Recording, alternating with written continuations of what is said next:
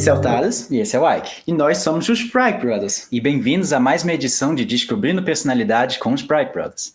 Hoje estamos com uma convidada muito especial. Estamos aqui com a diretora e roteirista Mônica Demes.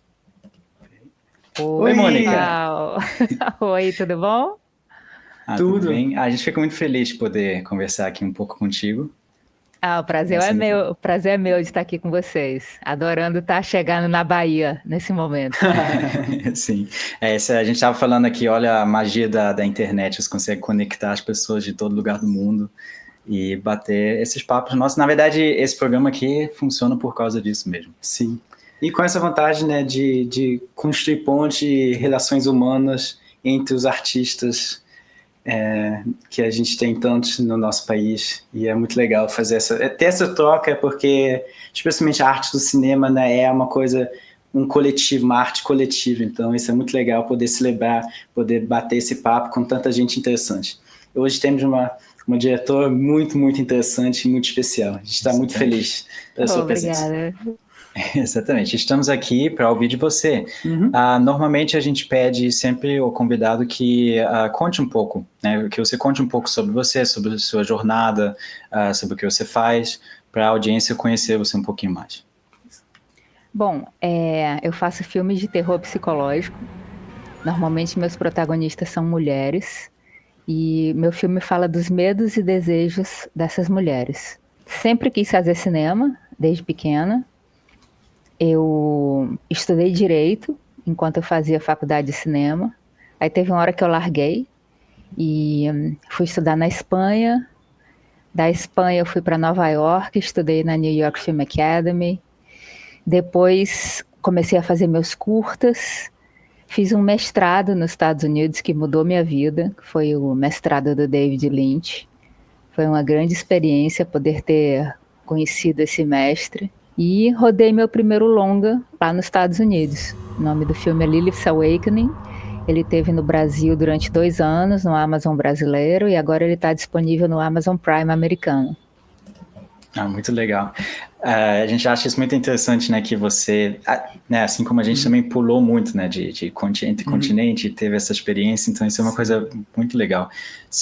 Como você acha como você diria que isso influencia a sua visão como diretora, como roteirista, essas experiências? Vou falar do Lilith, por exemplo. Eu estava no Midwest americano, é um lugar gélido, um lugar de poucas relações humanas, as pessoas ficam muito sozinhas, as ruas são desertas, durante o inverno faz menos 25, então pouca gente caminha, assim, as relações sociais são escassas. Para você ter uma ideia, o lugar onde eu mais encontrava gente era no supermercado, então todo dia eu tentava ir no supermercado para poder ver alguém, além de trabalhar, né? É um lugar de igrejas, né? Estados Unidos do interior, é cheio de... Cada esquina tem uma igreja. E um lugar onde tem uma repressão muito grande, né? Ela é subliminar. Você nota isso, né? Nas relações humanas que acontecem lá, pela maneira que as pessoas se olham. Então, era o lugar perfeito para eu rodar um filme de vampiro. Eu sempre quis fazer um filme de vampiro, mas eu sabia que aqui no Brasil era muito difícil. Pelo menos dentro do que eu tinha na minha cabeça, né? Então, eu sabia quando eu cheguei lá que era o lugar, que ali era onde tinha que ter o meu vampiro. Eu sabia que eu queria fazer um filme com posto de gasolina antigo. Como se ele tivesse parado no tempo.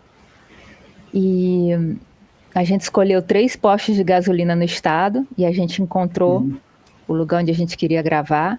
Então eu tinha uma história de vampiro, eu tinha um posto de gasolina e eu tinha uma mulher sexualmente reprimida. E aí desse triângulo eu fiz o filme. Como é que a minha brasilidade sai nisso? Qualquer pessoa que olha o filme pensa, é um filme muito americano. Mas eu acho que a minha brasilidade está na vampira. Eu acho que não só pela Bárbara Eugênia ser brasileira, né, e eu ter levado ela para lá para fazer esse papel que foi escrito especialmente para ela. Ela não só é uma vampira, como ela é a Lilith perfeita, né? Sim, acho que não pode, né? Não pode ter uma mulher para encarnar a Lilith melhor do que a rebelde, né, Bárbara Eugênia. Sim. E E eu acho que a brasilidade está ali, naquela sensualidade latente que tem naquele filme, envolta naquele frio, né? Mas aquela sexualidade, sensualidade está toda ali. E isso é muito brasileiro, né? É uma referência grande nossa, né? Exatamente. É bem interessante você falando isso, a questão realmente, né, porque o Lilith, né, como você fala, é uma história sobre essa questão da repressão sexual, então a Lilith com esse aspecto latino, brasileiro, vir e acabar influenciando a protagonista faz total sentido e acaba sendo um contraponto bem interessante. Bem legal. E a atriz principal é bem americana, né? A Sophia Woodward. Sim, bem do Midwest. Então dá um contraste forte nisso, isso é muito legal. Sim. Mas diga pra gente, como é que foi o seu tempo na Universidade David Lynch? A gente ficou bem curioso, porque a gente é bem fã do Lynch também, a gente fica sempre falando que... foi incrível. Eu acho que foi a maior aventura da minha vida, ter saído do Brasil para fazer esse mestrado na capital mundial da meditação transcendental, que é Fairfield, no Iowa. Aquele lugar onde de um lado estão os camponeses, né? Um lugar agrícola, um lugar onde estão os campos de milho. E, por outro lado, aqueles seguidores do Maharishi, né? Seguidores do Guru que veio da Índia. Tem gente lá que conheceu o Maharishi e seguiu ele desde a Califórnia até dividir casa com uma delas. Ela saiu da Califórnia e foi seguindo o Maharishi. Muitos deles consideram o Maharishi um homem santo. Então, tem aquelas músicas védicas o tempo todo, criação de vacas, escutando música védica, os concertos de música hindu, dos Vedas, né? Então, são duas culturas que convivem ali, totalmente separadas. Um mundo nunca se mistura com o outro, mas convivem. Então, é muito interessante isso lá, né? Muito interessante. Eu me lembro... A primeira vez que eu ouvi falar foi num almoço de meditadores aqui no Rio. Eu encontrei um produtor que ele me disse que tinha feito um curso na Maharishi University. Eu falei, Maharishi University? Nunca ouvi falar. Aí ele falou, lá no Midwest e tal. O Maharishi abriu porque ele queria fazer uma educação voltada para meditação. E eu conheci o David Lynch lá, ele me disse. Aí eu falei, caramba, sério? Aí ele falou, foi.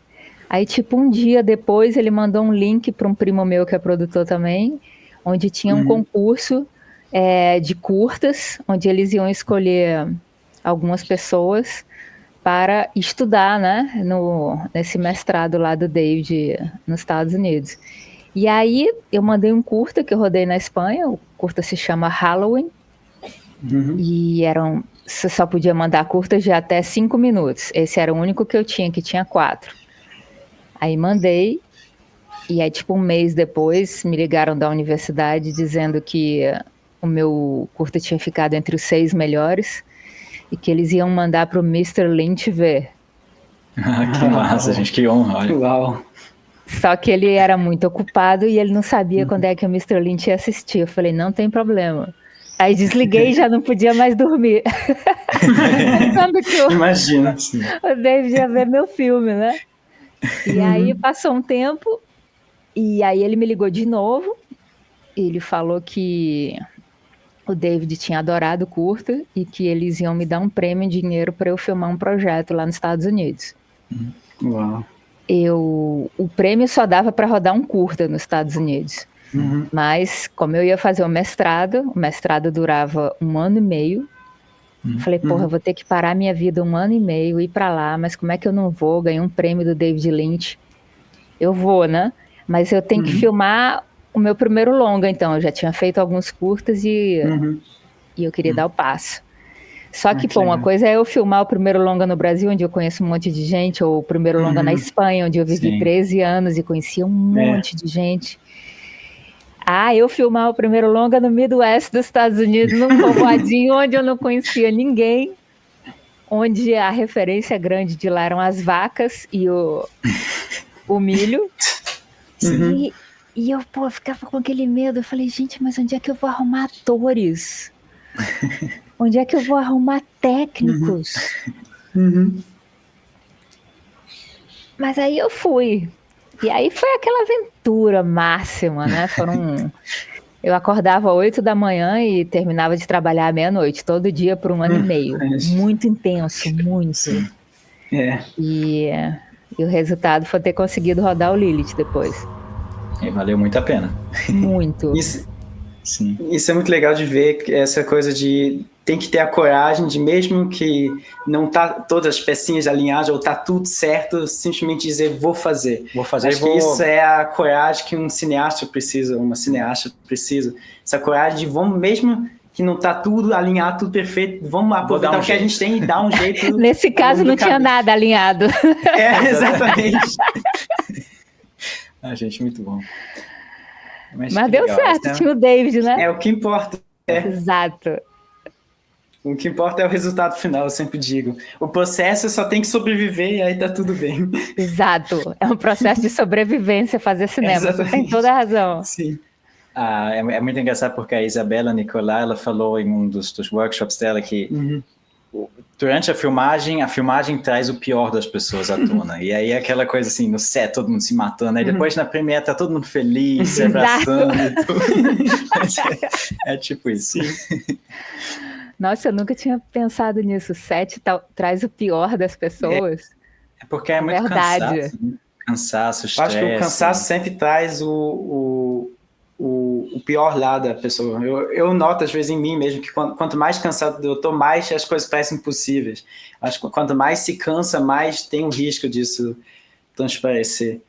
E, por falar, né, desse aspecto negativo, eu queria falar sobre terror. Você, no início, falou sobre que o tipo de filme que você faz é o terror, mais com uma análise psicológica de personagem. Esse terror psicológico que nós admiramos muito nos nossos curtas, nosso curta Conte Tupa, a ilha em si é o que a gente gosta muito, essa coisa de poder aproveitar esse aspecto, esse gênero de terror, mas um aspecto para analisar personagens, para analisar algo que está presente em nossa sociedade. E eu gostaria de saber o que te fascina nesse terror, de aproveitar o terror para contar uma história tão importante, né, que Lilith's Awakening conta sobre uma mulher que tem essa repressão sexual e essa transformação da personagem. O que atrai no terror em você para poder contar essas histórias tão importantes? Olha, o terror, para mim, ele utiliza não só a palavra, como no drama, não só as imagens representando o que elas são, mas símbolos. Para mim, o terror são as tragédias antigas, onde um pequeno erro vai levar você a lugares inimagináveis, né? E onde você vai sofrer uma experiência catártica, você e o protagonista ou a protagonista, né? Então, para mim, por exemplo, essa linguagem simbólica, onde é que eu quero chegar? Quando eu era pequena, eu adorava filmes de terror, de vampiro, amava. Meus pais me proibiam, mandavam eu dormir cedo, a minha avó me apoiava, deixava eu ver todos os filmes que eu queria de noite e ficava até tarde, até de madrugada, até o dia amanhecer vendo filme comigo. Isso eu tinha 5, 6 anos. E eu era fascinada pelos filmes do Drácula. E mesmo sem eu entender o que acontecia ali direito, eu sabia que aquelas moças, quando elas eram mordidas, a vida dela nunca mais ia voltar a ser o que era, ela nunca mais ia poder ver o sol, e nunca mais ia ver os pais e as mães e mais ninguém, mas mesmo assim ela queria ser mordida. E na hora que ela era mordida, parecia muito bom. Quando você começa a investigar sobre filmes de vampiro, de repente você se dá conta que aquela mordida simboliza um orgasmo, né? Um orgasmo reprimido, né? E que quando aquela mulher é mordida, de repente no filme ela começa a ser chamada de escrava do demônio, seguidora do demônio, o que combate o vampiro é a cruz. Ou seja, toda aquela repressão sexual, mesmo eu sendo criança, sem eu entender nada daquilo, aquilo entra em você de uma maneira inconsciente, o roteirista entra lá, e você cresce fascinado com aquilo sem entender direito por quê. E aí, quando você cresce, você aprende aqueles mecanismos, né? Que aquela mulher era chamada de demônio, porque ela, ao invés de criar a família dela, ela se entregou ao prazer, ao invés de ficar com o noivo, ela foi embora. Você vê que dentro do filme tinha toda uma análise de uma sociedade patriarcal que reprimia aquela mulher. Eu sou fascinada por símbolos. E eu acho que é isso que o terror psicológico traz, símbolos. Sim.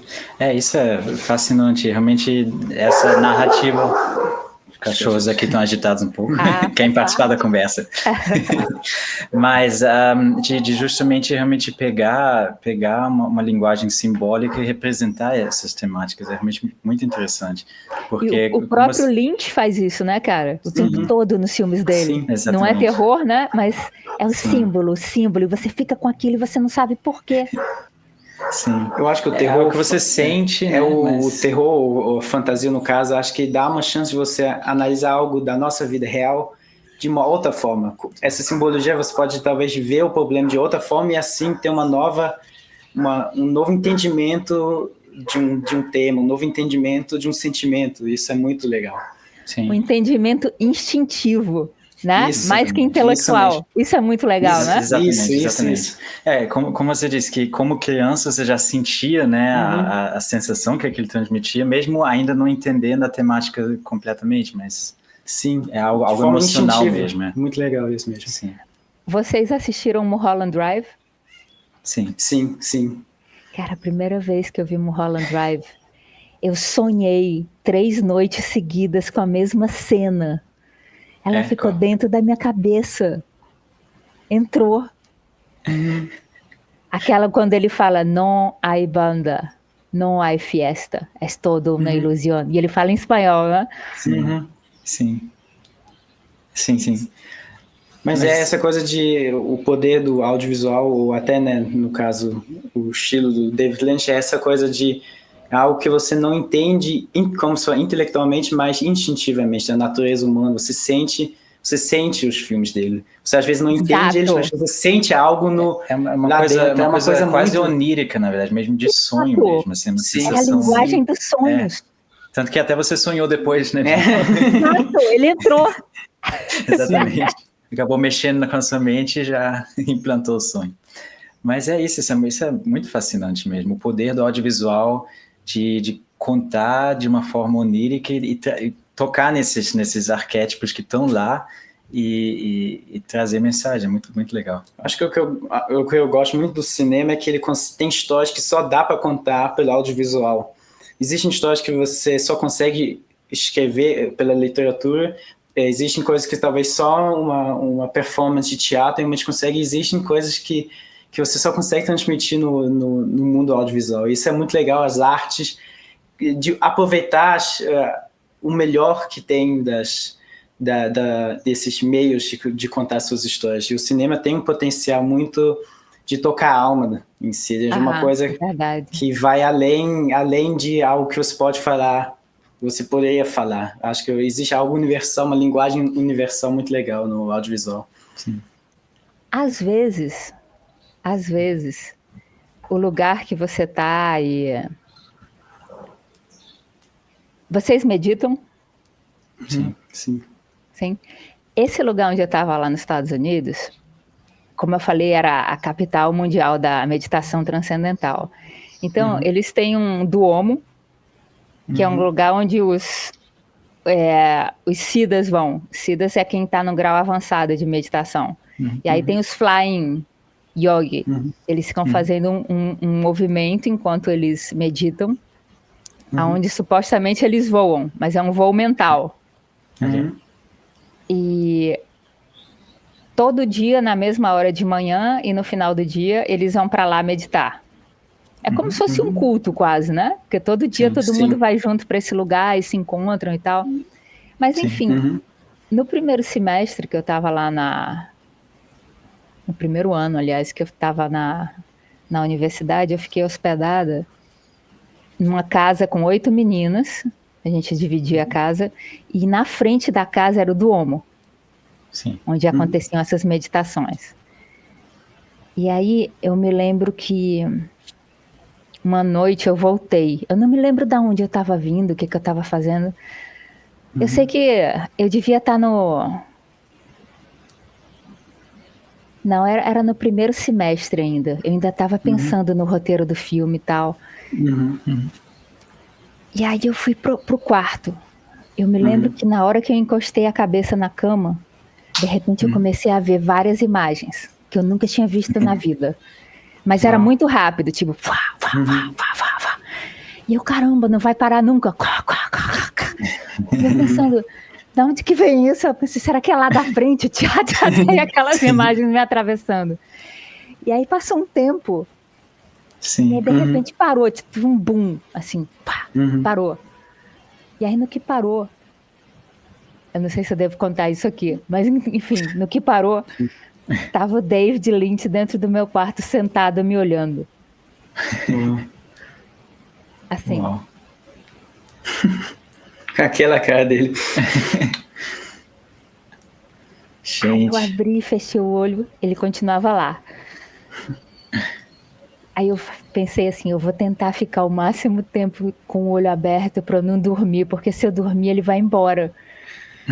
E aí em algum momento eu não consegui dormir. E aí quando eu acordei já não tinha mais ninguém lá. Mas o que eu quero dizer é que essa linguagem é muito parecida com a linguagem dos sonhos. E é muito parecida com a linguagem dos filmes. Exatamente. Mas essa é um outro estado de consciência mesmo, na verdade, que você consegue, né? Que é uma coisa não verbal mesmo, é uma coisa que é muito especial. E é curioso porque, assim, eu não preciso dizer para vocês o começo da história, nem o final da história. Mas se eu contar só isso, a sua atenção já está presa ali, não é? Sim, sim. E é o que o David dizia. A vida não tem sentido. Então por que uma história tem que ter? Sim, eu vi ele falando isso. Sim. Isso me fez realmente refletir bastante. Sim. Mas, como você falou em si, essa coisa de que o cinema, o audiovisual em geral, tem esse potencial de te dar uma outra sensação, outro estado de consciência, ou como também você pode sentir o que o autor sentiu, sentir o que o artista sente, algo que quando você lê um livro, você se põe mais, você tem quase um guia do que o autor imaginou, mas é diferente no audiovisual, é quase você vendo o que passa na mente dos artistas que fizeram a obra. Eu acho que isso é algo que dá uma sensação bem especial do audiovisual. Eu acho que tanto literatura quanto teatro são muito baseados em texto mesmo. Sim. E o cinema, ele vai já para uma linguagem mais não verbal mesmo. Então, mesmo, claro, que tem diálogo e tudo, mas vive também muito da questão não verbal, que é um outro aspecto verbal, que acaba sendo uma coisa, esse aspecto de sonho.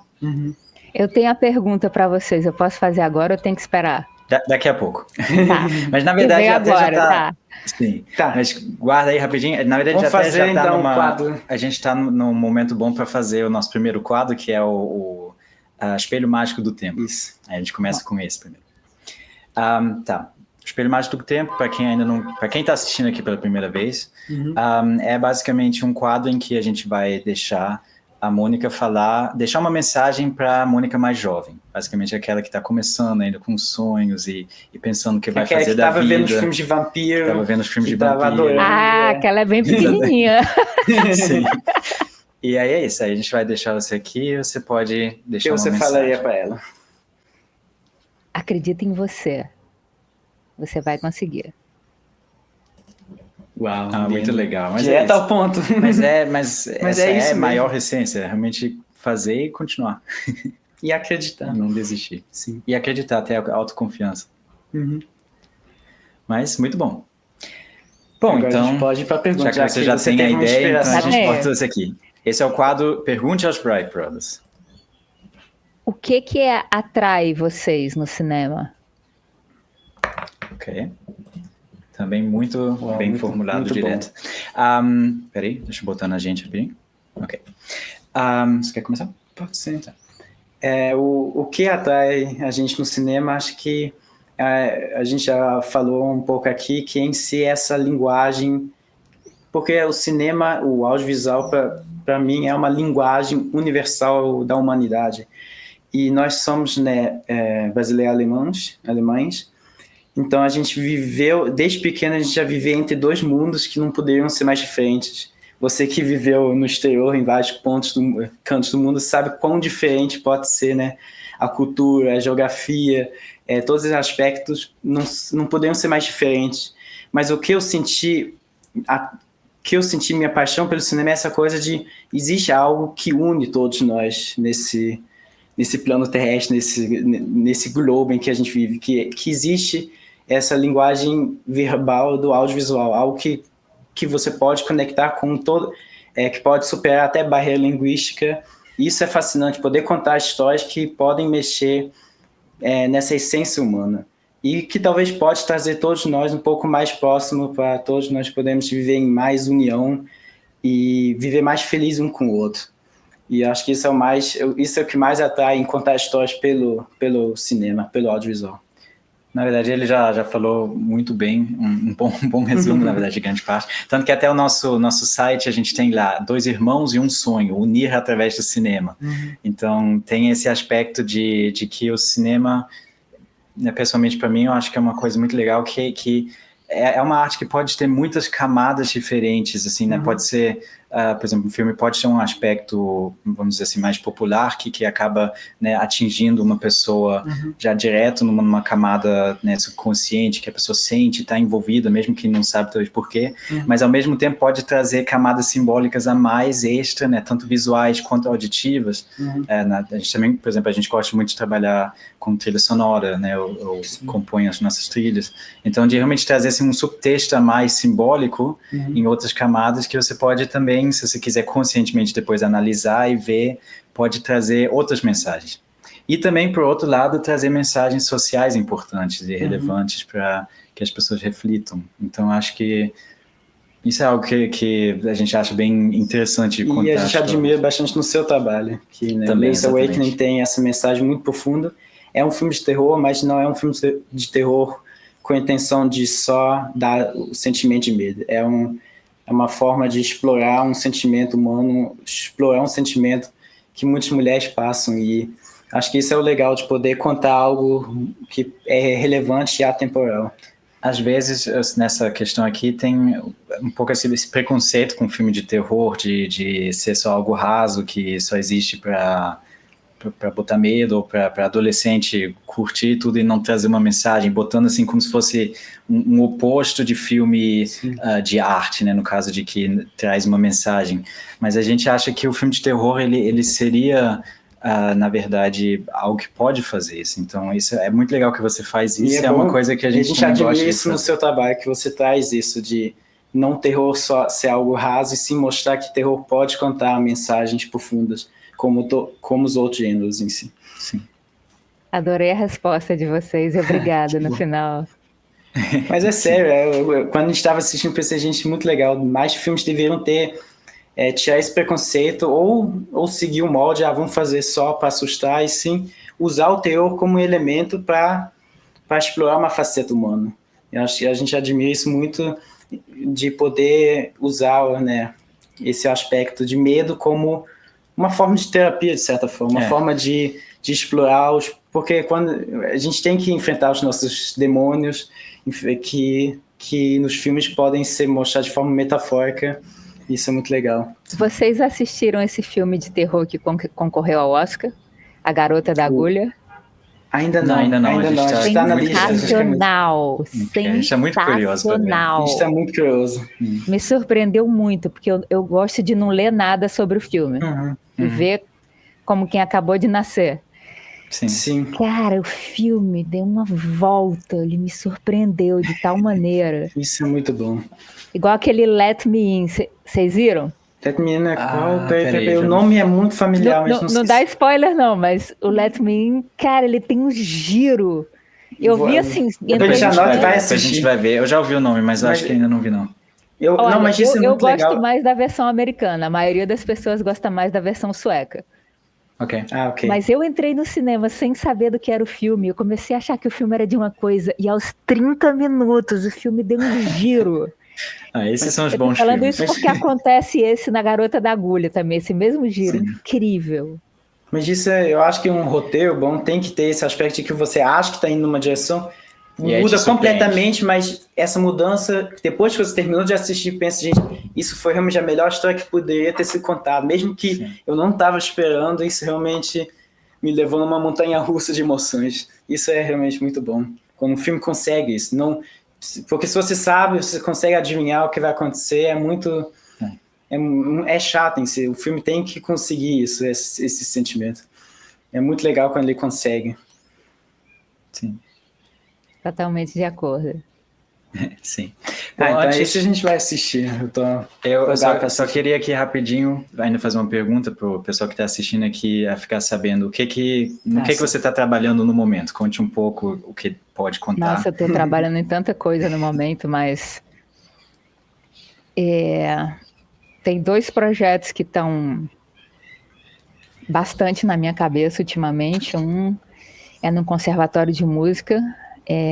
A gente está num processo mais avançado de desenvolvimento nele. A história de uma menina que ela entra no Conservatório de Música e ela começa a compor inspirada numa menina que ela vê na sala dela. Mas conforme a música dela vai se desenvolvendo, ela começa a ter visões do assassinato dessa menina. E ela começa a suspeitar que quem matou a menina, que a menina está morta e que quem matou a menina é o novo namorado da mãe dela. Então tem essa coisa do Hamlet, né? Desse filme. Ele está bastante na minha cabeça. A gente está querendo rodar ele lá no interior de São Paulo, numa cidadezinha chamada Paranapiacaba. E vamos ver. Estamos torcendo aqui para dar tudo certo. A gente também está torcendo porque a ideia é muito boa. Esse aí a gente vai querer ver também. Oba! Com certeza. Mas estamos aqui na torcida. Sim. Mas é isso. Bom, a gente agradece muito o nosso papo, porque foi muito legal. E antes de fechar, a gente... sim, verdade. É isso, quase que eu esqueci. A gente ainda tem o nosso pequeno momento aqui que você pode chamar outra pessoa para ser descoberta pela gente. Fazer tipo um desafio para alguém para vir falar com a gente aqui. Olha, tem um cineasta, ele mora em São Paulo, o nome dele é André Saito.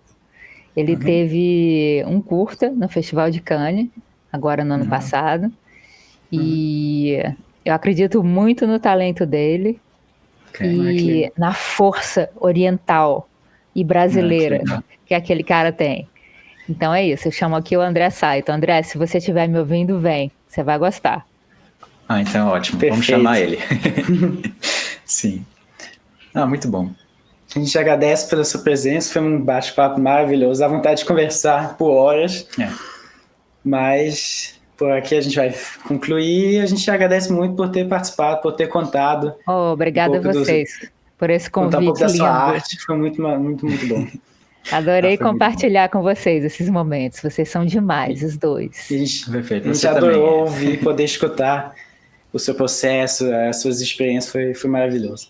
Bom, aqui a gente deixa a nossa rede social e a da Mônica também, então vocês podem seguir a gente. E é isso, até a próxima. Obrigada, gente. Tchau. Tchau.